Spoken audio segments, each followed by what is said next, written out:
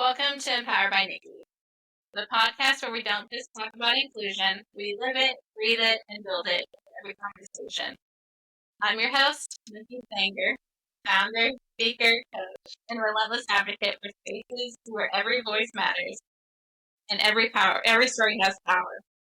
And today we're diving into the intersection of art, storytelling, and advocacy with an extraordinary change maker, Miss Wheelchair Oregon Ambassador, Stephanie Fagan.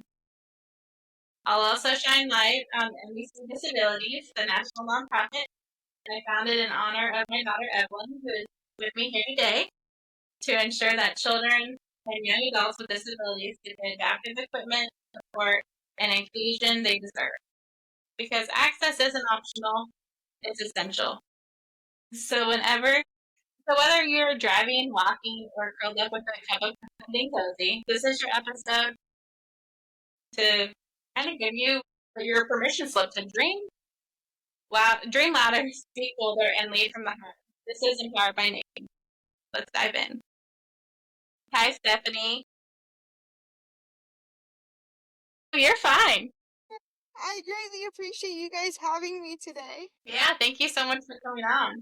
And I am the ambassador for the Miss Wheelchair Oregon Advocacy and Empowerment Program. And my mission is just to create inclusion and help those of us with disabilities feel accepted, heard, and understood. That's awesome. I was born with a disability called cerebral palsy, and my form of cerebral palsy is spastic quadriplegic cerebral palsy. So I have limited use of my right side, actually my whole body in general. It is very, very limited, but I still continue to shoot for the stars each and every day and make a difference for individuals like Evelyn and many others. Evelyn's a twig. Yeah, I have been a part of the empowerment program for 2 years now. Our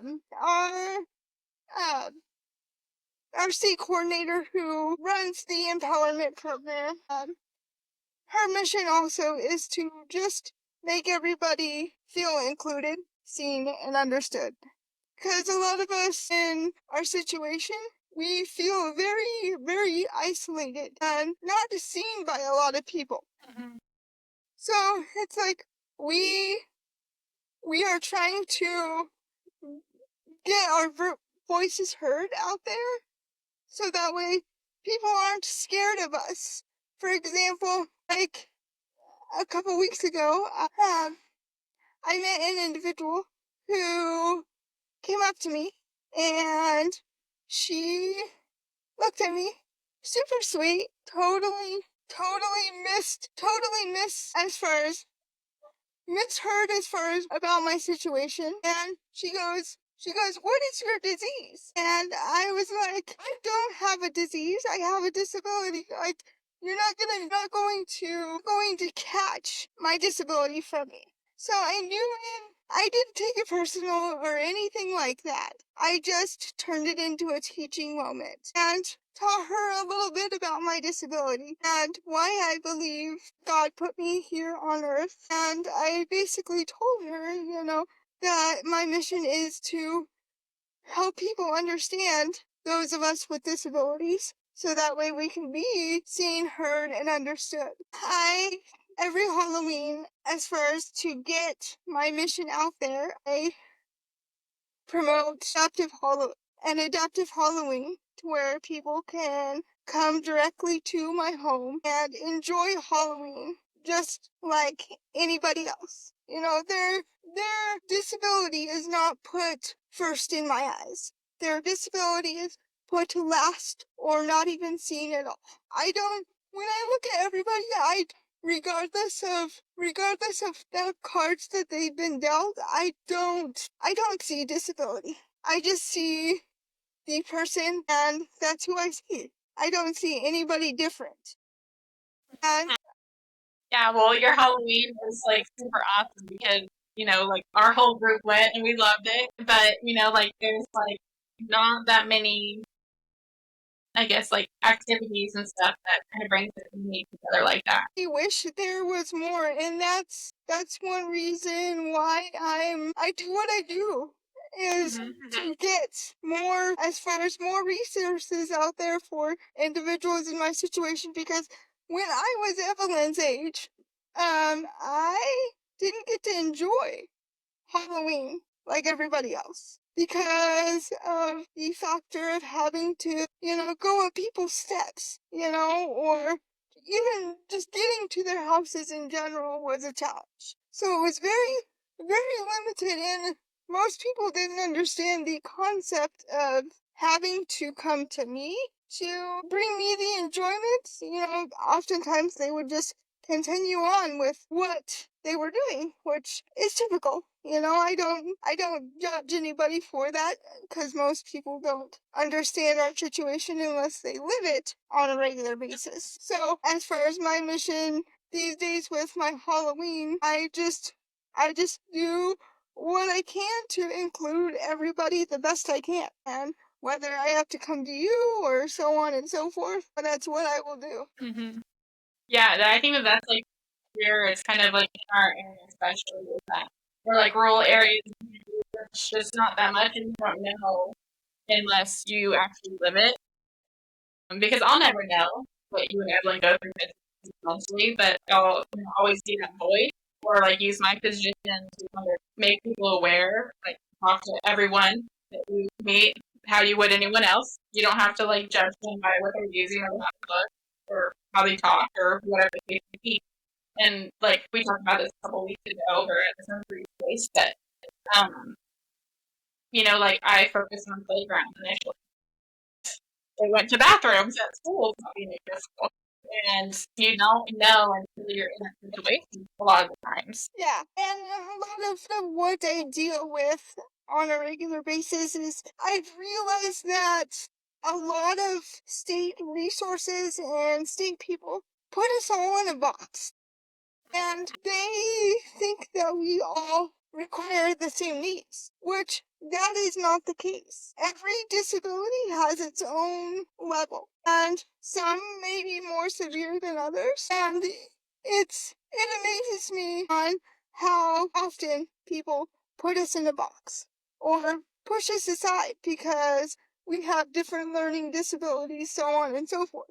I dealt with the challenge when I was in school of being pushed aside because academically I wasn't at the same level as a typical high school math student. I struggled, but so oftentimes they would put me aside on a computer and let the computer teach me. And I was like, come on guys, I don't want to be pushed aside. There's different ways to teach every individual, and there's different ways of adapting to every situation. As time goes on, I'm hoping that us as a team can pull together and continue to teach those around us that, nobody's the same. Everybody is different. And, we all deserve to be accepted and included. Yeah, it's definitely kind of like a hard situation, especially like now. To like making people know that like everyone just needs to be accepted on like a community level and educational level. Yeah, and it's even hard because I just myself just a few years ago got back my state resources of care hours, so on and so forth. And even at that, they base it off of levels. And I was not cognitively, I'm all there. Physically, I am not. And so cognitively, I fought and fought to get the state resources I need. And even at that rate, I got so degraded. They looked at me and said, we're not wasting our time with you. You're too intelligent. And I'm like, I realize that, but I still need the state resources to handle my daily care. Yeah. I can't get out of bed, so on and so forth. And it frustrates me because they're definitely putting our disabilities first. And no matter what level we are at, we should all, be able to be given the resources we need to succeed, and it's just not there. Yeah, well, I know, like, so, like, Evelyn, she uses that cognitively she's learned enough where her physical disability does not outweigh what she needs to even get any care at all for, like, state help. Every year, I face many meetings just trying to keep my resources, and during those meetings, I unfortunately have to dumb myself down to keep the resources I need to, and it's degrading on my end to hear all the things that I have to put on paper in order to keep my resources. Mm-hmm. It's definitely a sad situation, but between us all, I have a strong feeling eventually that these things will change. I will never give up. I will always keep fighting, and I tell people every single time I do a motivational speech, I may not be a working individual at this point in time, but I was put here on this earth to make a difference for those with disabilities because I have a voice and I'm able to speak. I may not be able to show people physically, but I'm able to be the voice for people who don't have the ability to speak. Yeah, and I think that's where, like, I love, like, you know, our relationship as a community, like, me, you, Alice, like, Jess, just all of us, we have different accents, and, like, together, it's just, we kind of bring, like, the magic. Exactly. I don't know. Yeah. And like when you did the Evelyn's hunt on Saturday, I was in my element. That was my place to be. I knew no matter which direction I went, I was safe and I was accepted and I was seen. And that's what I totally enjoy. And getting more and more things out there like that is my absolute dream for individuals. Yeah, it's definitely, like, a community. It needs to be, like, more community awareness. And it just hasn't happened yet. Definitely a process. But the more community events we do and engagements, we'll definitely do waves with it. Exactly. Like one thing that I am fighting right now, and I will probably still continue to fight for quite some time, is being able to find employment. Employment has been a serious issue for me. I so badly want to be able to work and make a difference in some way or another. And it's hard because I have been fighting with it for about 7 years now. And a lot of the state resources around here are skint. They look at me and they are very intimidated to be able to give me a chance. I want people to know that we are not scary. We are just individuals that want the same opportunity as everybody else. And for somebody in my situation, we have to jump through a lot of hoops to get there. Like, right now I am working with a job coach to find employment, but the degrading part behind that is in order to potentially find employment, we have to go through skills training and so on and so forth. And it's like, guys, as for some individuals, you may need that skills training. But for somebody like me, I am here cognitively and ready to fight for those individuals who can't. And so I'm having a hard time getting them to understand that I don't need a lot of the steps that, somebody else in my situation may need. And that is totally okay if, other individuals need it. But it goes back to the whole idea of putting everybody in a box and thinking everybody's the same. Nobody's the same. our disabilities aren't going to change. Do you think that like businesses are either scared to ask questions or like the fact that they don't know like the tools that would be needed? They don't. I think they just get scared of the disability in general. I think I think a lot of it is because they think that we are going to lessen their business when we are going to, when they don't understand that we have a lot of potential that we could bring to their business. And we may have to do it in a different way, but we still all have the abilities to do what we need to do to live and be seen. So there's something good about your weekend. What was your weekend? You tell her that you met some firefighters. You met some fire. That is so awesome. tell her what you're gonna think. Do it. It's okay. You are totally fine. You can say.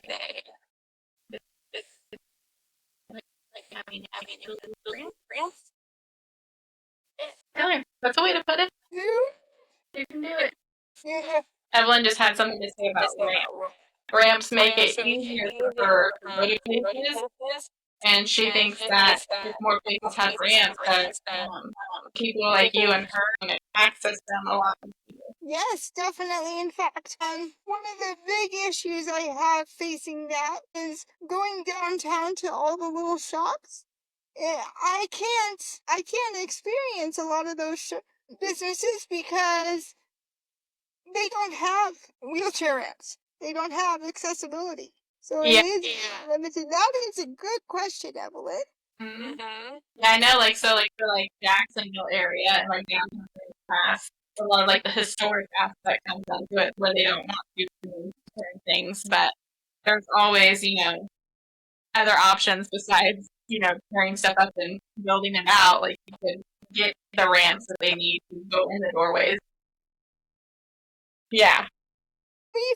When we faced COVID, I noticed a lot more things even go downhill during COVID. Mm-hmm. There wasn't benches for people to seat or benches for people to sit, and it made it very difficult for me to eat lunch because every single table was gone, you know, out of every single restaurant. And it's like, my DSP and I, at one point in time, we had to resort to eating in the mother's nursing room because they had a table that I could roll up to and enjoy my lunch. And the limitations at that point in time were definitely very annoying. And I'm glad to see that everything is slowly coming back, but there is definitely still some areas that need help with bringing stuff back and, you know, even adding things that weren't even there in the beginning. Like Evelyn said, the wheelchair ramps going into different businesses, so on and so forth. Yeah. Yeah, I think that it's just awareness of, like, the easy implementations that businesses can do, you know, even in historic districts. There's always, you know, rubber door entries that go, and flex is great for the historic district because it's even, and it's hard. Like, she's almost planted a couple times with the walker, but instances where it's like, whoa, you know, that is not right. Like, one of my DSPs and I, we went on a walk not too long ago, and I came across something that I actually still need to report to the city. But we were walking, and all of a sudden, I came across a piece of pavement that was up high at an incline, like a mountain, and I was like, I don't know if I'm going to be able to go over this safely, you know, but there's no other way for me to not go over it because otherwise I would end up in the street where busy traffic is. And it was like, there's those certain instances where those things aren't thought of until, again, like you said, we are in this situation.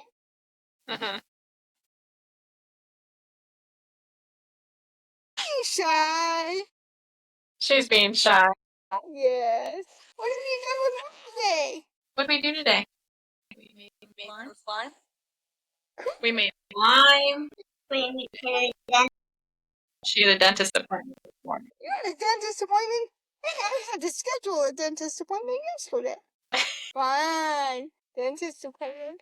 So yeah, just my mission is just to create more inclusion out there and, create more and more events for individuals like Evelyn and I to just enjoy and have no limits with our disabilities, because our disabilities should not define who we are. Yeah, and that's where it's like we really need to push is that so much more beyond what people either see or what they think that they understand. Because Evelyn got taken out of speech therapy because her vocabulary was too large, but she did not have the articulation. So they kicked her out of speech therapy. Around, people see her, kids come up on the playground and run away and say, "Oh, you're in a wheelchair," and she says, "This is my walker," and just next to them, and then a couple minutes later they're playing. So, yeah, it's just ignorance on how to kind of approach it, especially people who aren't around the disability community or aren't around, honestly, just different people in general. Don't know how to explain it, or they try to explain it out of goodness of their heart, and it's just not correct or good enough for them to know it's okay to questions. And I honestly encourage questions on a regular basis, 99.9% of the time. When I am in a store, I have somebody coming up to me and asking questions, so on and so forth. Or I have little kids wondering what happened to me. And there's times when the parents go, don't ask questions or don't point. But then I turn around and go, it's okay. I'm here to teach. I don't mind if they ask questions, so on and so forth. And it helps the parent and the child. I've noticed over the years be so timid to kiddos with disabilities. Yeah, it's so a lot of people will be like, "Oh, you go fast in that thing, Evelyn," and she's like, "Yeah, watch me." And she'll take off. I'm like, "Hey, gotta go, guys." Yeah, exactly. And a lot of times, to break the ice between kiddos, I will show them, when I'm wearing my leg braces, I will explain to them, why I have to wear them. But at the end of every conversation, I always end it with, I'm just like you. I like to play just like you. I like to have friends just like you. Making those kiddos more aware of individuals like us. What do you think is the hardest on Evelyn? What do you think is the hardest on? Huh? What you can tell her? What's been the best thing about having friends? because they help me and Yes, they do. They do help us and include us, huh? But then some of them even look out for you, right? Yep. I have a lot of friends who, as they've gotten to know me out of over the years, we do all kinds of things together. We go to the movies, and it's so fun not to be seeing my disabilities be seen first for once. It's in those moments of being with my friends, I feel just like everybody else. I've been using the phrase lately, because a lot of, as far as with everybody putting us in a box and everybody being afraid of us, I've been using the phrase a lot lately of, people treating us like we are aliens from a different planet. And we, that, that is sad to me, because we don't deserve to be treated like that. And it's at the end of the day, I know that it's just a teaching moment and we have to go through those motions and continue to teach. But in a lot of situations, it does feel like we are aliens from a different planet, because we struggle on a day-to-day basis just to get the resources we need. And yes, it's hard for an individual with not a disability, but it's 10 times harder for individuals with a disability. Like getting a wheelchair van, it's like I can't raise money for getting a wheelchair van very easily because if I raise too much money, I lose my disability. So it's finding those fine lines of getting the resources I need and not feeling like I'm being treated like an alien from a different planet because I can't drive a typical car like somebody else can. It's and just getting the resources that we need in general just to function on a regular basis is quite the challenge. And So speaking on transport, how are you feeling about how the public transportation is? transportation has been absolutely wonderful over the years. Of course, it's had its flaws. You know, here and there, everything does. But the public transportation has been a big help. The frustrating part with that is though is oftentimes when we get picked up from a certain area going from point A to point B. It oftentimes can be up to an hour and a half wait, just waiting for to go home. And that can often be a challenge for somebody in my situation because as you brought up in the very beginning, we can't use typical bathrooms like everybody else. So oftentimes it's me either managing my liquids to make it from point A to point B or just hoping for the best and making sure I make it home on time. And that is the biggest problem with the public transit, I would say, as far as being able to adapt to situations like mine, is the wait times can be long. And it just depends on it.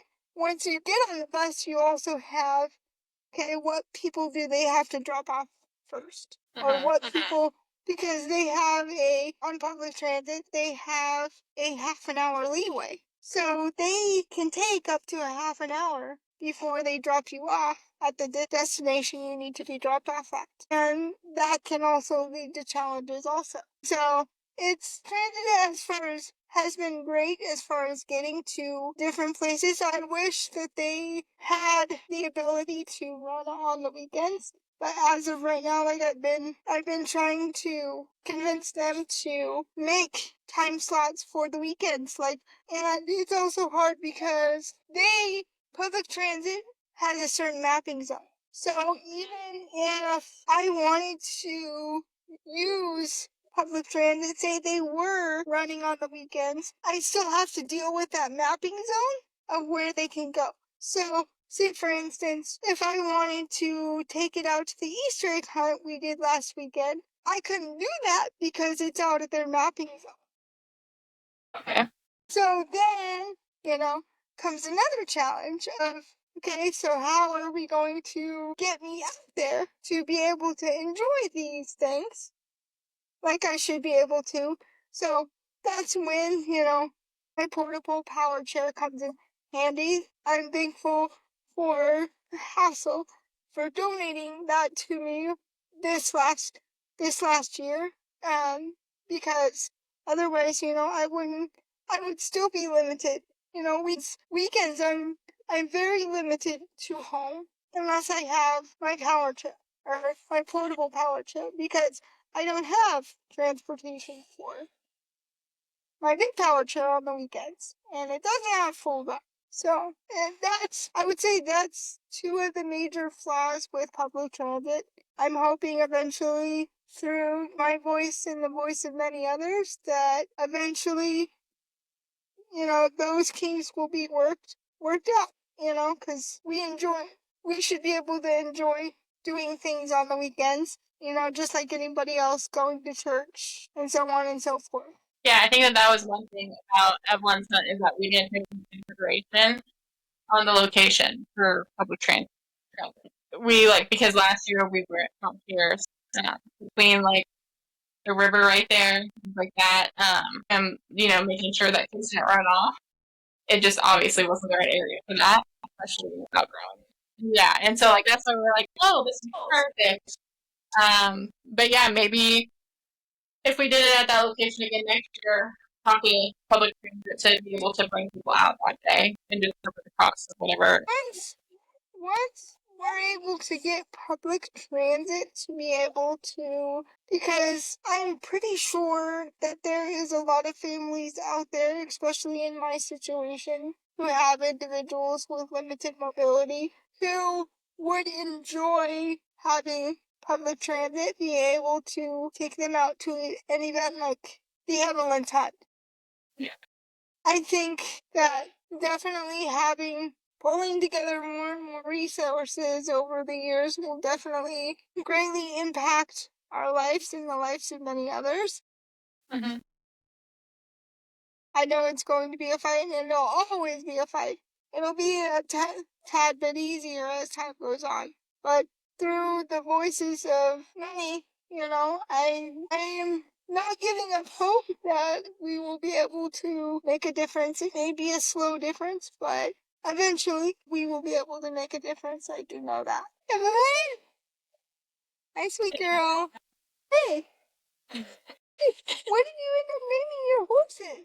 What were your horses? No, what were their names? I am.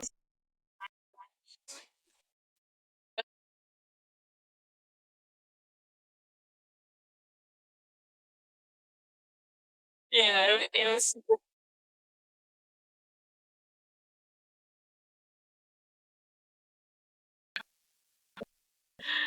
Well, thank you so much, Stephanie. You are so very welcome, and I greatly appreciate everything you are doing to make a difference. Well, thank you. Yeah, definitely my passion, hoping that, just everyone in the disability community is seen and heard and are able to be a part of the community and not feel left out. And I think that's the biggest thing is, just making sure the awareness is there. Yes, well, you and the MEC Disabilities team is doing an amazing job at that, and we just got to get more places on doing the same. That's all we can do is take one moment at a time, one step at a time. Working on making a difference. And, I'm strongly working on the employment side to try and get employment out there for individuals like Evelyn and I, because we deserve to make a difference no matter whether it's $1 or $2. It's we want the same as everybody else. So Yeah, she's doing the peace sign and doing her little head bobbing. Love you too, sweet girl. You are so silly. Yes. Oh, well, thank you so much, Stephanie. You are so welcome, and I was happy to be able to join you guys, and can't wait to do it again sometime. Yeah, definitely. Well, thank you for joining us, and we're going to hang on a second. I'll end this and we'll talk for a second.